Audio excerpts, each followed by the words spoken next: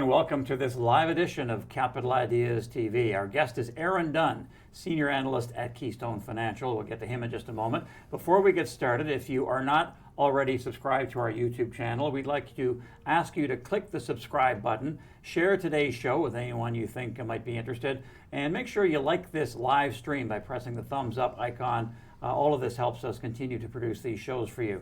If you have a question for Aaron, write it in the chat section on the right side of your screen.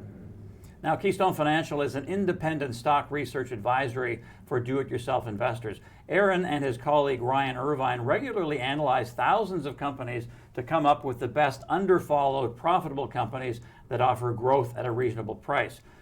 Now, Keystone's track record is impressive to say the least. We're going to have a look at it here. Their income stock hybrid portfolio since 2011 is up by nearly 16%. Over that time, the TSX higher by 4.3%.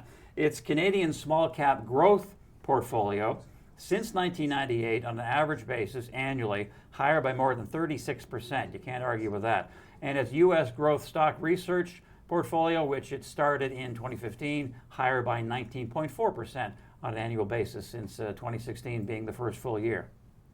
Now, Keystone and Capital Ideas are also pleased to announce some special offers to Keystone Services. We'll bring you those later on in the show. First up, let's get a look at Aaron Dunn's bio board. He's Senior Analyst at KeyStone Financial. He's got his CFA designation. From an educational standpoint, Aaron attended Royal Roads University and the BC Institute of Technology, and he blogs regularly at Superhuman Investing. He is very interested in technology and has lots of information and opinion on that. And here he is. Hello, sir. Hello.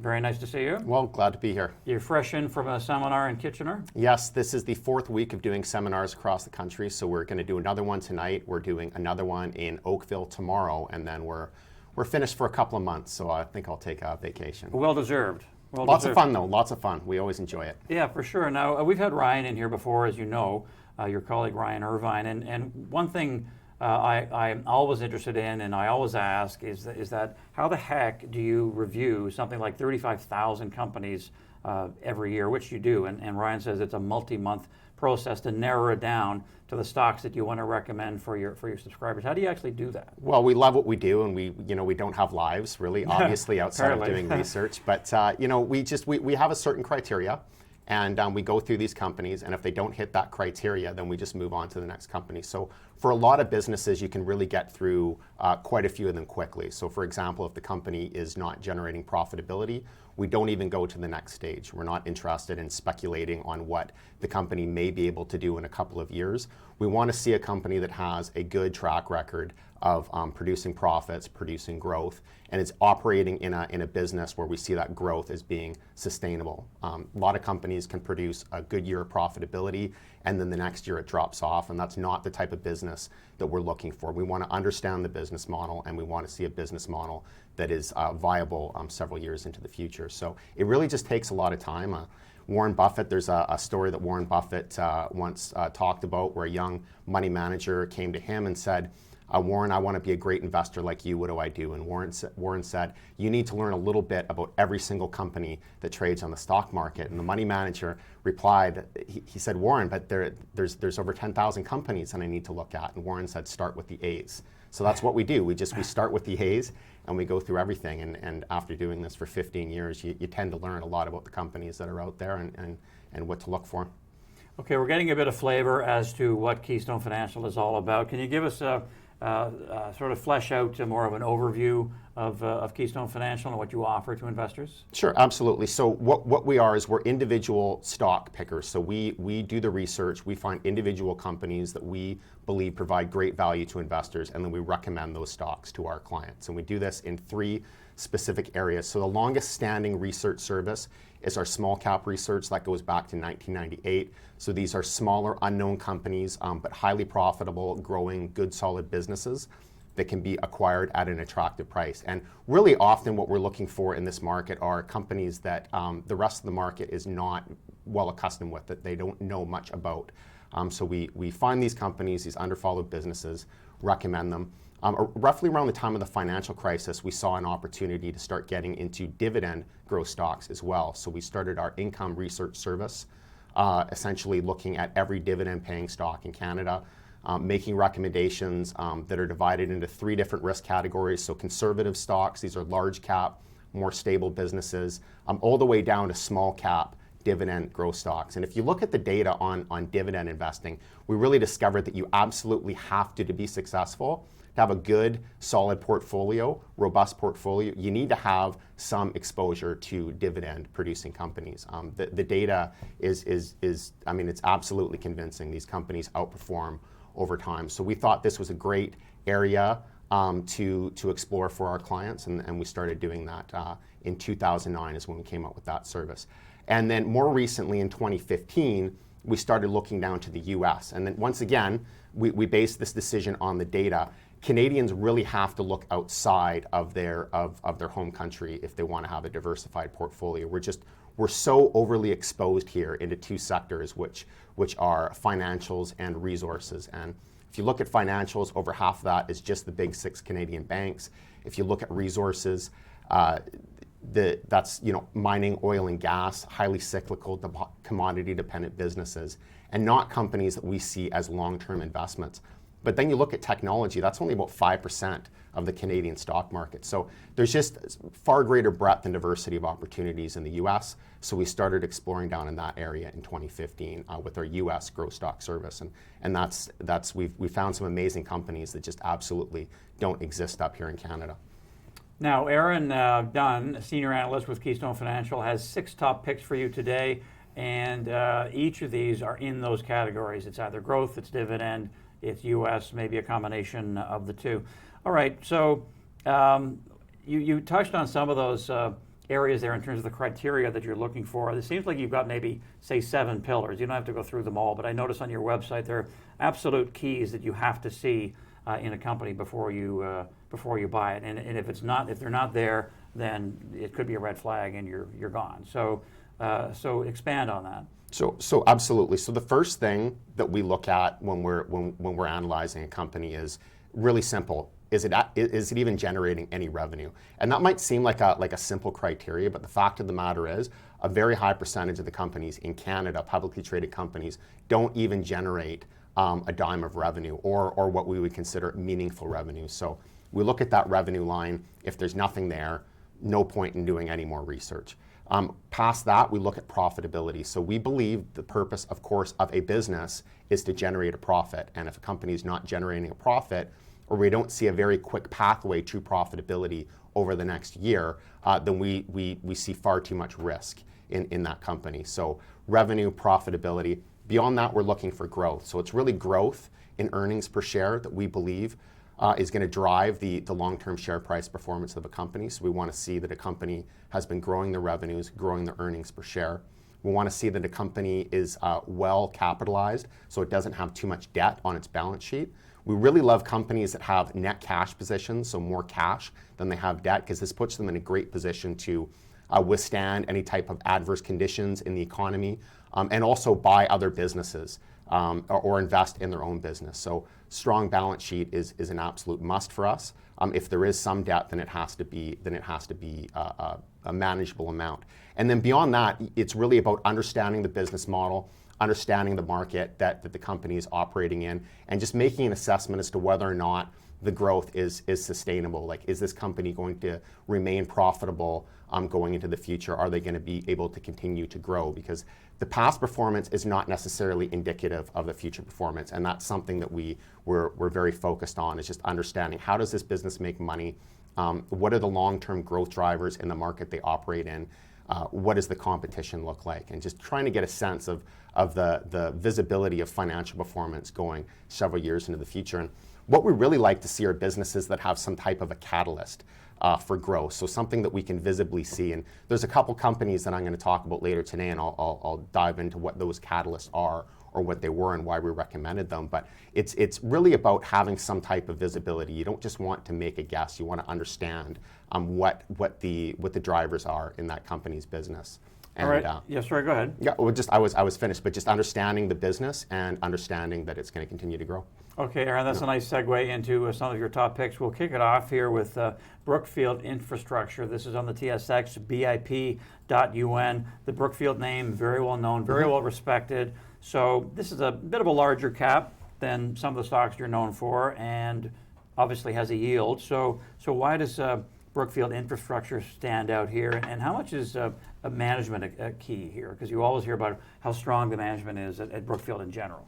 Certainly. So Brookfield is a long-standing recommendation in our dividend, our income growth stock research. So we originally recommended the company in 2011, and what we like about it, it's a very diversified, very defensive business. So they're a global infrastructure company. They own assets all over the world. So these are low volatility, long life assets. Most of the revenue is contracted or regulated. So they have great visibility in terms of what their revenue and cash flow generation is going to be.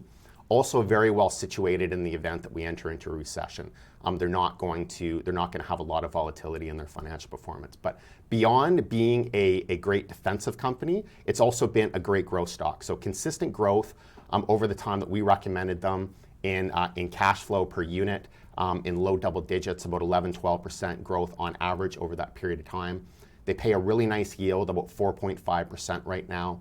And they grow that yield every year at about 11-12% as well. So we like the business. We like to find businesses that have, as I'd said before, that great track record. We've seen them grow in the past. We've seen management in action, and they've really provided amazing value for shareholders.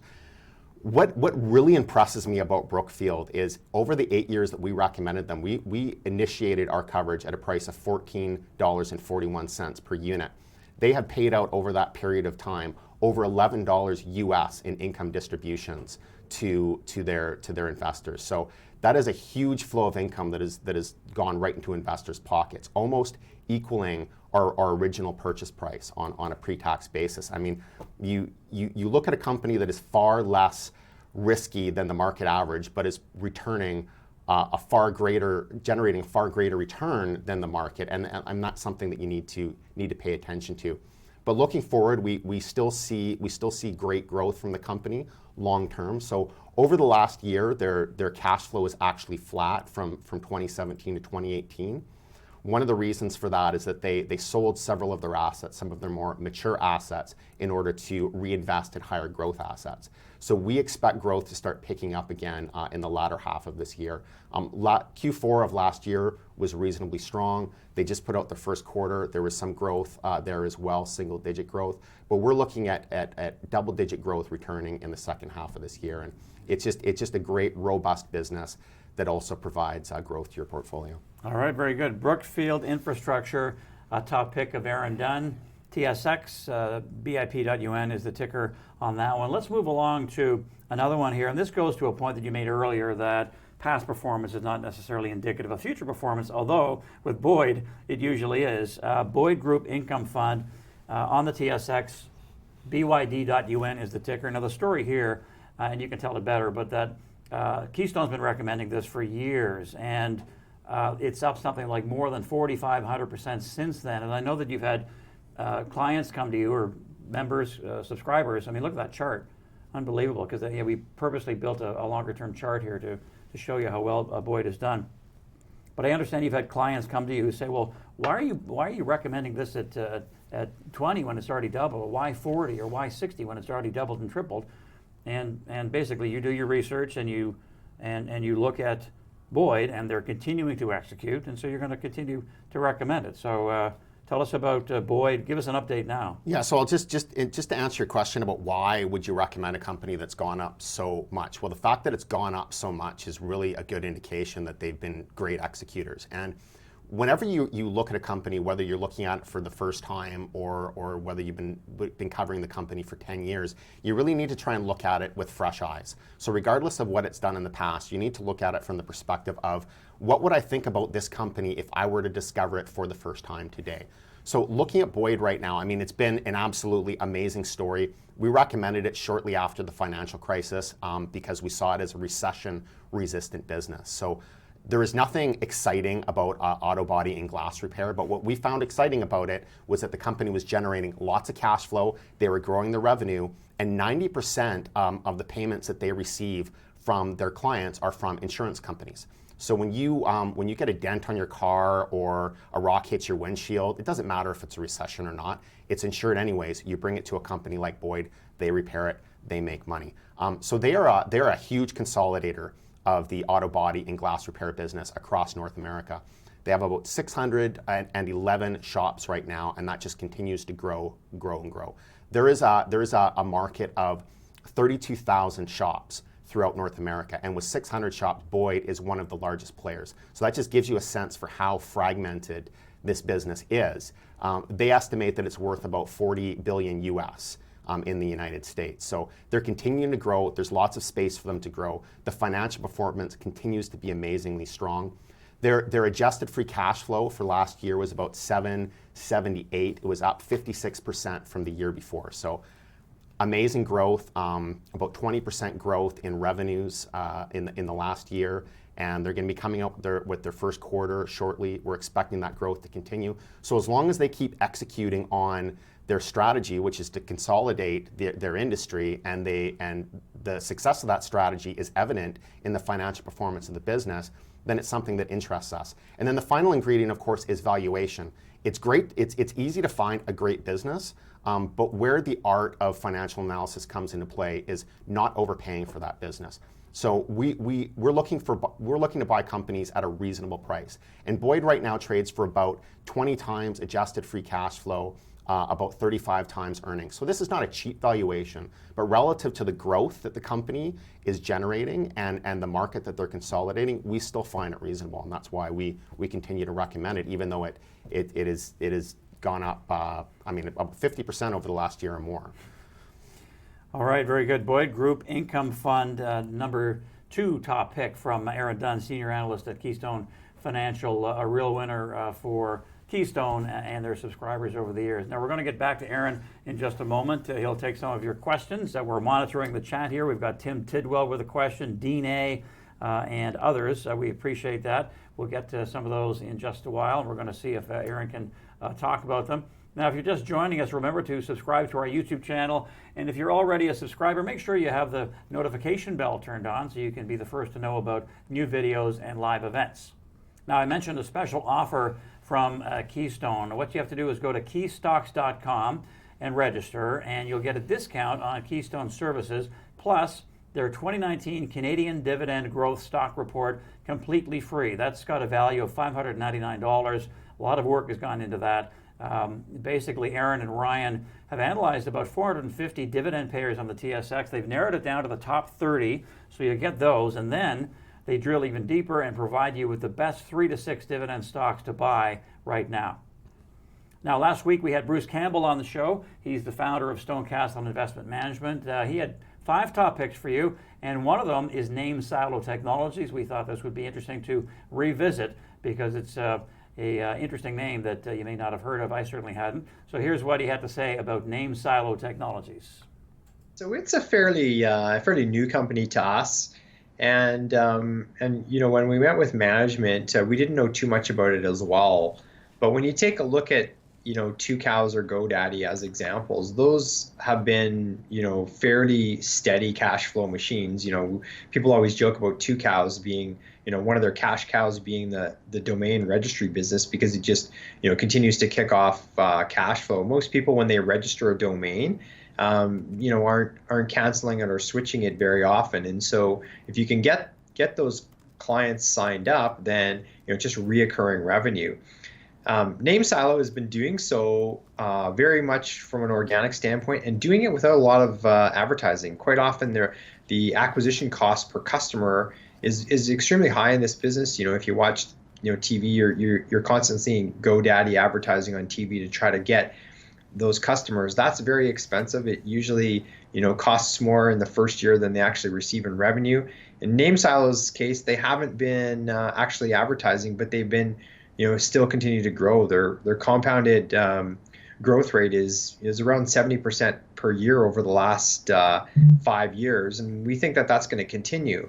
they've just recently announced that they're going to be actually going into some of the ancillary businesses as well. So to actually host the website and also to provide email. And of course, this would be, fairly simple for most of the people who take on new websites to just have them do it immediately for them. So that's extra revenue for them. Again, they probably won't have to pay a whole lot to acquire that revenue, and it basically will drop right to the bottom line. I mean, there'll obviously be some costs associated with, but it won't be certainly that expensive. So it's one that is small right now, but is really flying under the radar. And we think that, over the next few years, if they continue to grow the way they have, it probably doesn't last. Chances are it gets taken out at some point in time, because if you look at GoDaddy, they were bought by private equity just because they recognized the sheer magnitude of the cash flow that's kicked off there. And then if you look at Tucows, I mean, they obviously have other businesses beyond just the domain registry, but it's been a great performer as well over the years.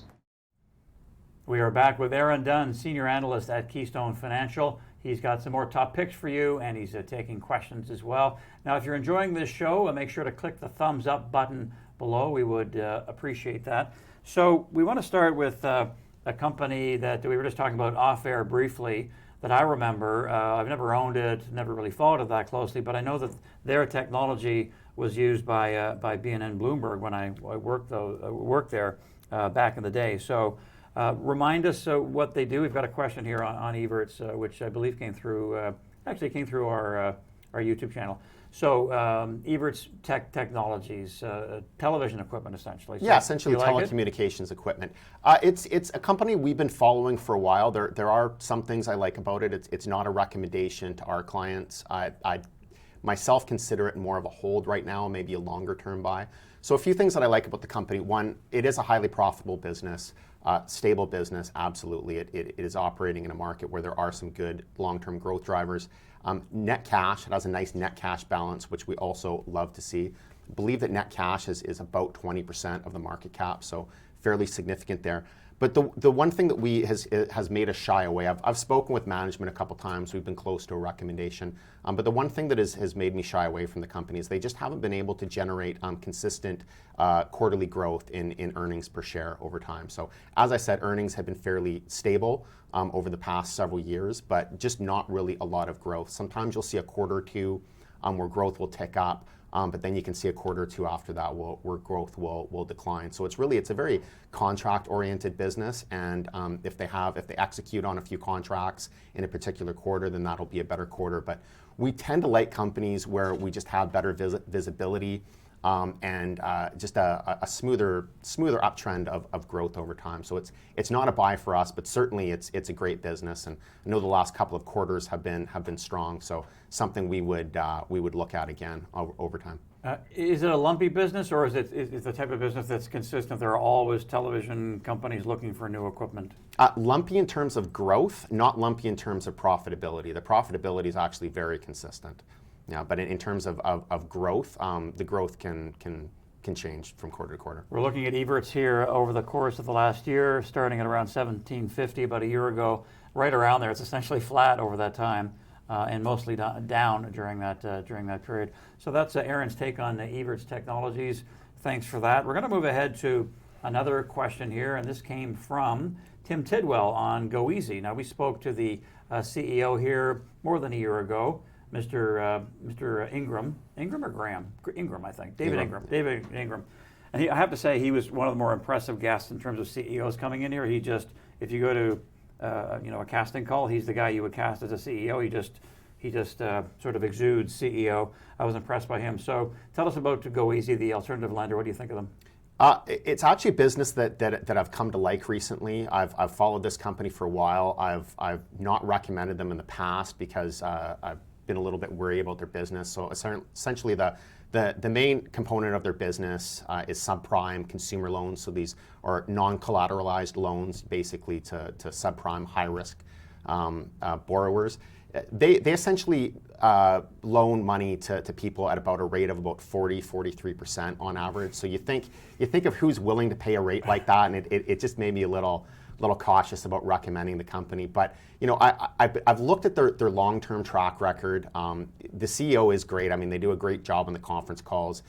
communicating their story and some of the risks and the growth. But it has just been an absolutely great growth story over the past several years. And even when the market, even when the economy started to decline in Alberta, with the oil patch declines there, they were still unfazed by that. They continue to do well in their markets. So it's a type of business that I think is higher risk, absolutely.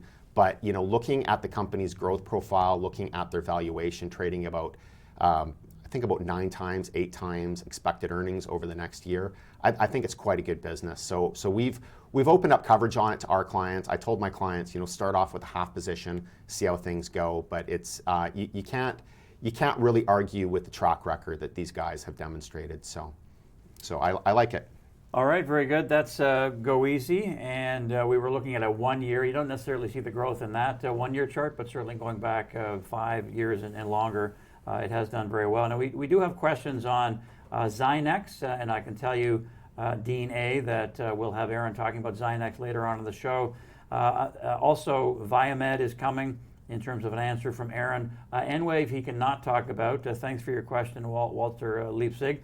And Acuity Ads he cannot talk about, but thanks for that, Ray YouTube. Now, let's get to another one here from Tim, and he wants to know about EPAM on the NASDAQ. What's the full name of that company? EPAM Systems. It's called EPAM. EPAM Okay. Systems. Right. Yep. So EPAM's the ticker, trades on the NASDAQ.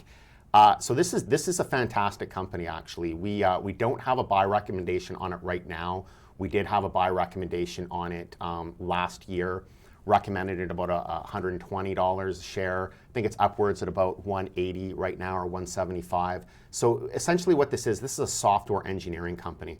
So this is the type of company that helps large-scale enterprises modernize and digitalize their operations. So if you're a manufacturing company, global manufacturing company, you want to investigate how automation can improve your business, or you want to implement, you're a company that wants to implement a private blockchain into your business to become more profitable, artificial intelligence, machine learning.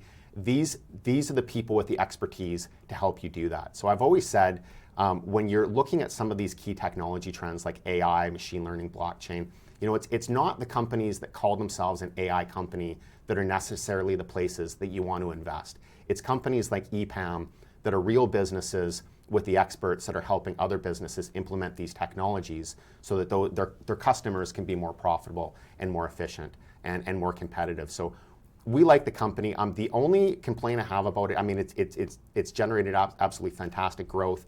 They're estimating, I believe, about 15% growth going into next year. They trade right now at about 35 times adjusted earnings, 40 times adjusted earnings. So the valuation has become more expensive, I'd say, over the last six months or so. Long term, I think it's a great stock. I don't think it's a screaming buy at this point in time, just due to valuation. But if you don't mind paying a premium valuation, a little higher of a valuation, then it could be something that you'd get into maybe on a 5-year time horizon. I would just say, just talking about valuation, how we look at it. When we recommended the company, it was growing at a higher rate, about 25, 30%. They always seem to underpromise and overdeliver. So when they're saying 15% earnings growth next year, I mean, a company like EPAM could potentially double that, in which case a 35 times multiple is not unreasonable at all. But just looking at 15% growth, 30, 40 times earnings, it's not bad, it's not completely unreasonable. We would potentially look at it closer again on a say a 10, 50% pullback. Okay, just quickly here, Tim Tidwell, who asked that question on EPAM, more specifically, he said he bought it on your recommendation. It's up about 50% since then, so hold on to it here? Oh yeah, I would hold on to it. Yeah, okay. No, we wouldn't be in a hurry to sell it at all. Yeah, it's probably at this point, it's closer to a buy than it would be to a sell. All right. Yeah.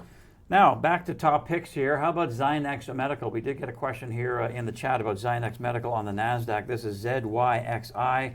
Electrotherapy devices is what they specialize in. So how did you find this one, and tell us about Zynex? So yeah, this is a great example of an underfollowed company from our U.S. growth stock research. It's performed fantastic. So we found this company when it was trading on the OTC bulletin boards, largely unknown, one of the few profitable growing businesses that traded on the OTC at the time. And a lot of professional money managers will stay away from the OTC because there's lower disclosure requirements, so there's a higher level of a risk. But we did our due diligence. We like the business. We like the financial performance. had net cash on the balance sheet. So we recommended them. And earlier this year, they upgraded to the NASDAQ. And that's really what we want to see for these profitable businesses on the OTC, is an upgrade to the NASDAQ. And I wanted to recommend this as a current buy on the show today, but it's actually popped up about 30+%. Yeah, we're looking at that. They just had earnings, right? They just had earnings, about a week ago, and the earnings exceeded expectations. Now that they're on the NASDAQ, they have much greater visibility surrounding the business. So it's definitely a solid company. We'd look probably for a 10-15% pullback in the share price, but we're not at all in a hurry to sell it right now because they're continuing to grow. They once again, they have a great balance sheet, and they traded about 23, 24 times trailing earnings, which given the growth rate isn't that bad, but it is still a smaller cap company, and they're building visibility in the market right now. So we're just being, we've already got our clients in, so we're just being cautious. We're being patient. What they do is, like as you said, they're a medical devices company, electrotherapy products, and that's for chronic pain management. So this is essentially a substitute for pain drugs that are highly addictive. And if you think about the opioid crisis and all the problems that creates, a company like Zynex definitely has a future. And this isn't the type of pain management product that you would buy in an infomercial. These are actually doctor prescribed products. So it's a very legitimate tested product, and successful. They're gaining market share, and they're doing very well. And a great looking stock chart, as you saw there on Zynex Medical. But as Aaron said, he'd like to see a 10 to 15% pullback before he recommends the stock again in terms of buying it. Now, here's a top pick that's interesting. One of the biggest companies in the world, Microsoft, on the NASDAQ, MSFT. You probably know that. Now, what's interesting here is that when Steve Ballmer was running it, it just kind of fumbled around as a business, and the stock just went sideways. Satya Nadella comes in, institutes this plan, decides to go deeper into cloud and do all sorts of other things. Stock's done tremendously well. So what are you seeing in Microsoft that you find appealing? You basically said it. I mean, one of the main things that attracted us to Microsoft was that they're killing it in the cloud computing space. They have the second largest market share in the cloud computing space after Amazon, but they're growing market share at a far faster rate than any of their competitors. So I've personally used their Azure cloud platform. I've used Amazon's AWS platform. I like Microsoft. I like their Azure platform. It's much more user-friendly, so I can see why it's gaining market share. But really, it's some people refer to it as the evil empire. I just think it's a great business. They're mostly known for their Office products and their Windows. And that's kind of why the company stagnated for a while, because there wasn't really a lot of innovation. But they're really innovating now, and they're changing the way they do business. And they're in a lot of different areas that people don't really associate them with. So, for example, they own LinkedIn, the largest social media platform for professionals. They own Xbox, which is the second largest market share gaming platform in the world. Sorry, can I stop you there? Has LinkedIn been successful for them, and do they break those numbers out in their earnings? They do not break that out specifically, no. But when you look at a company like Microsoft, they're in so many different places. Certain aspects of their business will support other aspects of their business, and a lot of time it basically comes down to data as well, in terms of how they can use the data to support other areas. Other areas of their business, but they're in a lot of different spaces right now. Another thing that I like is that they've changed the way they sell their software from just a one-off licensing sale to a recurring revenue model. So in the past, you would buy, for example, Office 2014, you'd wait 2, 3, 4 years, and then you'd give them more money and you'd buy another version. Now they have their Office 365, so they're essentially renting their software out. That's a recurring revenue model that we like to see. Cloud is also recurring revenue for them as well. We love to see that. Just in a lot of great areas. And I would say a very defensive software company as well, because they're so entrenched in their various markets. So this is the type of company that I would expect to perform better in a recession relative to their other software peers. But great financial performance across all their business segments over the past few years, and in the most recent quarters, double-digit mid-teen growth in revenue and earnings per share, which is what we like to see. And trading at what I believe to be a very reasonable valuation. So it's come up recently. We recommended it earlier this year at about 105. It's around 130 right now, so it's come up, but we still like it. It's trading at about 27 times next year's expected earnings. Well, if you look at software companies in the US, that have the type of fundamentals that Microsoft has, typically you're paying 40, 50 times or much higher. So we see reasonable value with Microsoft, and we think it's really a best in breed in that area. We had Microsoft as a cover story in our Capital Ideas Digest several months ago. You can find that on at capitalideasmedia.com. I think it was trading around 120 at that point. That was based on some research, and stock has sort of ebbed and flowed, but it's up since then. So that's another top pick from Aaron Dunn, Microsoft. And we have a question here from Ray YouTube, and I'm just going to throw this at you. If you can't answer it, you don't know the company, that's fine. But we also did a cover story on a company called Quisitive, which is a partner of Microsoft. Do you know that one at all? It's a microcap. Not enough to really comment on it, no, unfortunately. But apparently they have a relationship with Microsoft, and it's a favored partner, so to speak. Anyway, thanks for the question there, Ray YouTube. All right, moving along. Another top pick here. Parkland Fueled Pki on the TSX. Here's a seemingly nice, safe, steady business. Yeah, it's been a steady performer. So we recommended it in early 2018, and this is what, when I was talking about catalyst, this was really a catalyst story. We had followed the company for a few years before that. Good, stable business, but not really a lot of growth in free cash flow per share. But in late 2017, at the very end of 2017, they did 2 huge acquisitions that really promised to drive growth, and that was the catalyst for us to recommend the stock early next year. So we did that. They absolutely delivered on those acquisitions. Free cash flow, adjusted free cash flow per share doubled in 2018 to about $4.30 per share. They just recently put out their first quarter. It was a record quarter for the company. Free cash flow per share up about 11%. They do fuel distribution, petroleum product distribution, and refining, but they're in a lot of different places, from gas stations to refineries. They own the Burnaby refinery in British Columbia. They've also expanded into the US. They've expanded into the Caribbean. So they have a very wide-scale platform from which they can build on, and we're expecting to see more acquisitions in the future. But this, once again, is a story. You know, we've seen them execute several acquisitions. They've done it successfully. They've hit or exceeded their targets. So that gives us confidence in the management team that they're going to be able to do that again in the future. And Aaron, you said you recommended that in early 2018. So the stock was trading at what? $26 and change. 26. So now it's at, where are we now? Into the 40s. About 40, anyway, yeah. About 40, yeah. And of course, it pays a dividend as well. So right now, the yield is about 3%. It will grow. Likely, it will grow every year. Not at a large rate. I think low double digits is what they increased it at the beginning of this year. But just a very solid story. All right, nicely done. So another top pick there from Aaron Dunn, Parkland Fuel. He also had Microsoft in this segment as a top pick, and talked about Zynex Medical as well. Now, Aaron's going to sit tight. He'll take some more of your questions in just a moment. Another top pick to come. We want to remind you that Capital Ideas produces a free daily morning note that you can receive to your inbox to get you ready for your investing day. Go to capitalideasmedia.com to sign up for free. The morning note contains analyst initiations, upgrades, downgrades, stocks on the move, and news as well. Now, we also produce the weekly Capital Ideas Digest, which I was just talking about. That's where we curate investment ideas based on the research that we pay for to arm you with the information you need to amplify your returns. We're offering a free 30-day trial to the Capital Ideas Digest. You'll get free access to 4 new issues, plus access to our archive of digest. See what you're missing by going to capitalideasmedia.com/30-day trial.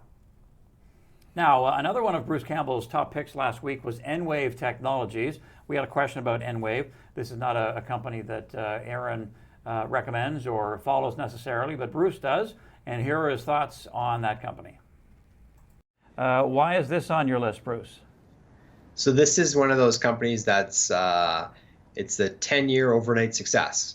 So they've been operating and just continually grinding it out in their business, and now they're really at the inflection point for what they're doing. And they have a drying technology that really allows you to do a lot of different things. So their sort of primary market that they've been in before is really in dehydrated. And we are back. Apologies for some technical difficulties there. We're back with Aaron Dunn, Senior Analyst at KeyStone Financial. He's got one more top pick for you and taking questions as well. Now remember, if you're enjoying this show, hit the subscribe button and make sure you have the notification bell turned on so you'll never miss our new video uploads or live broadcasts where we give you access to some of the most savvy minds in investing, such as young Mr. Dunn here doing a great job for us today. Just looking at some questions here from Ray YouTube. What about the AKTS? Do you know that one? It's a 5G type company. I'm guessing it's on the NASDAQ? No, actually, right now we're in the process of doing a 5G report for our U.S. growth stock service. So that might be a company that we come across right now, but I don't want to provide any comments unless I can be absolutely sure what I'm talking about. So absolutely, no, that's completely fair. Well, I have you here. Speaking of reports, I believe you did most of the work on your 100-page cannabis report. Yes. And am I right in saying that right now, when you look at the landscape, you look at all these companies, big and small, you don't find many that you would recommend? Well, based on KeyStone's research criteria, there's none that we would recommend at this point. Not a single one. Now, none of the Canadian producers are even close to being profitable. Now, I do expect this to change in the future, but we're not going to bet on what's going to happen in 2 or 3 years. We want to see profitability today. Now, there are some U.S. cannabis companies that are listed in Canada that are transitioning into profitability or have generated positive free cash flow. Typically, valuation is an issue there, but that is something that we're looking closer at. One of the things that we did discover when we were doing our research just on the market in general is that the Canadian domestic market has the potential to be massively oversupplied over the next couple of years. So people are talking a lot about a supply shortage in the near term, but the estimates are generally that the domestic consumption in Canada is about 800,000 to 1 million kilograms of cannabis per year over the next few years. And the top 10 producers alone are planning to ramp up their production to over 2.2 million kilograms of cannabis. That's just the top 10. That doesn't include any of the other 168 or so listed companies in Canada. So we're definitely, we see some risk in terms of there's going to be a small number of cannabis companies over the next several years that are going to be successful. Typically, we think that it's going to be the larger ones that are best positioned to compete, the Canopy Growths, the Auroras. They've proven that they can produce cannabis at a mass scale, high quality cannabis at a mass scale and a low price point. And they're also the best position to access the global market as that continues to grow. And if you listen to the interviews from Canopy and Aurora or some of the other big companies, I mean, they're quite forthcoming about the limited market that exists in Canada and that the global market is really the true opportunity for them. But there's still a lot of uncertainty in that space, so it's not something that we're specifically attaching a buy recommendation to. If you want access to the cannabis market, then companies like Canopy and Aurora are likely the best way to do that. Now you're looking for profitability, cash flow first, but in terms of a business model, in terms of the American ones, do you look at say an Acreage or a Harvest Health or Cresco? Do some of those names appeal to you? Yeah, so a couple that we're looking at are Trulieve, Charlotte's Web, MedMen. So Trulieve, just for example, they generated about $7.8 million in cash flow in their most recent quarter. They're the first and largest producer and retailer of medicinal marijuana in the state of Florida. MedMen, they're a retailer of marijuana. So these are the companies that we're looking at right now in the U.S. space. They're just not quite hitting our criteria, but things always change very quickly, and cannabis is absolutely a legitimate market. So we're watching and we're looking for those opportunities. It's very important for us to stay consistent with our investment strategy. We really think that is where some analysts and particularly investors kind of go off course, is when they forget about what they're trying to do. They forget about adhering to their investment strategy, and they kind of buy into hype, and they get excited about something and invest off of that excitement. So what has made Keystone successful over the years is a focus on profitability and growth, and that's what we're going to continue to do. Just very quickly here, has Planet 13 hit your radar? It's hit my radar, but it's just not there yet. Okay. Yeah. We visited their facility in a couple of months ago, and it was quite interesting. The big retail facility in Las Vegas, and they're a client of ours, by the way. They compensated us for that interview and for an ad that we produced for them. But they are interesting. They're growing their sales, and be curious to see what you think of them down the road. Okay, let's get back to your. Actually, no. Before we get to your last top pick, we have a viewer question here from I forget from who, to be honest, but it's on Expel, dip.un. Expel. I know this was one that Ryan talked about, big winner for you in 18, I guess it was, 2018. Yes, yep. It's sort of it's consolidating now, but it's been tremendous. Yeah, so it's still a great company looking out long term. What they do is they do protective films for high-end cars. Really boring business. Nobody really paid attention to it when we recommended it originally. But once again, it was generating good, solid profit and cash flow. So financial performance is really what drove the share price over the last year. It has pulled back, and that just comes down to some challenges that they faced in China. Kind of an interesting story is they came up with a new protective coating that was actually thinner than their old protective coating. It was actually better, and they started selling that into China. But one of their competitors started a campaign against that, saying that the thinner coating meant that it was an inferior product, and they're trying to offload inferior product into the Chinese market. So that has impacted their sales. But what they've done is they're bringing back the thicker material to China, and we believe that's going to be successful long term. The next couple of quarters are going to be a little bit flat to slightly lower, but we still think that it's a good, solid company long term. Expel Technologies, and we're looking at a triple there on that stock, even more than that. And as Aaron mentioned, it's had a few issues and it's consolidating, but he still likes it.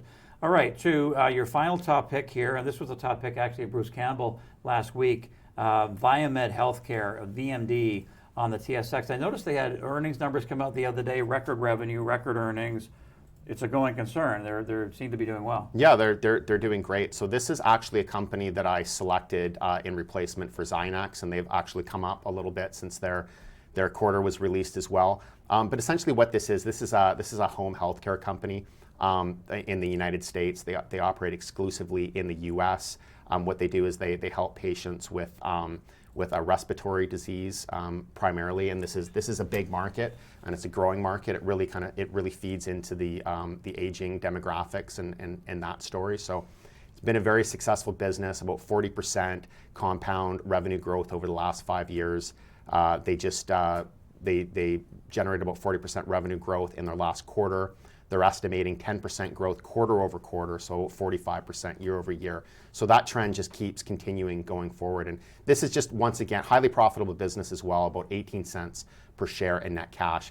Profit did not grow in the first quarter, and the reason for that is they invested more heavily into expanding their sales force. But it's been a earnings per share grower as well, and we expect that's going to continue over the next perhaps not next quarter, but over the next few years here. So this is just another great example of a company that is benefiting from an attractive trend, which is the aging demographics and the healthcare costs that creates. Really home healthcare services, and we recommended a company a couple of years ago called Almost Family in the U.S. that got acquired, and we really love the home healthcare business in the United States because it's a way to save money. It's a way to reduce healthcare costs. And as more people age and the U.S. healthcare budget becomes more stressed, they're going to have to investigate ways to reduce those costs. So this is one way to do it. And we like VMD going forward. Okay, Viamed Healthcare is the last top pick today, but not least, from Aaron Dunn, VMD on the TSX. The other top picks from Aaron Dunn today, we had Parkland Fueled Pki on the TSX. You had Microsoft, that's on the NASDAQ, MSFT, Zynex Medical, ZYXI, but Aaron cautions that you probably don't want to buy it right around now. Maybe wait for a 10 to 15% pullback because it's had quite a run. Another top pick, continues to be a top pick, has been for more than 10 years probably, over at Keystone Boyd Group Income Fund, BYD.UN on the TSX. And lastly, Brookfield Infrastructure, and the ticker there is BIP.UN. This was fun. Great stuff. I had a great time. Excellent. There's absolutely so great much. time. You're not tired of talking after this? No, seminar? I could go on for another couple of hours. Yeah, that was excellent, fantastic information, and great to finally meet you, and we'll do it again. Fantastic. Looking forward to it. Okay, thanks, Aaron. And now as we wrap things up, a reminder of the special offer from KeyStone Financial. Don't go away yet. This is worth listening to. Go to keystocks.com, register, and you'll receive special discounts on their services. Plus, you get completely free their 2019 Canadian Dividend Growth Stock Report, which has a value of $599. Basically, what Aaron and Ryan Irvine do is analyze 450 dividend payers on the TSX. They narrow those down to the top 30, so you'll get those in this report. And then they drill down and provide you with the best 3 to 6 dividend stocks to buy right now. As far as Capital Ideas, we've got a 30-day trial going. This gives you immediate access to our premium weekly digest. These are the research-based, actionable investment ideas that are reserved for our paying subscribers. You'll get access to 4 issues in our entire archive as well. Find out what you might be missing. Just go to capitalideasmedia.com/30-day trial. Thanks for watching and taking part. If you missed any part of the show, you can watch it on our website or on our Capital Ideas TV YouTube channel, which you're doing right now. A reminder to subscribe to our channel, like this live stream, share it as well. That would be a big help. We've also got a podcast version of the show coming next week.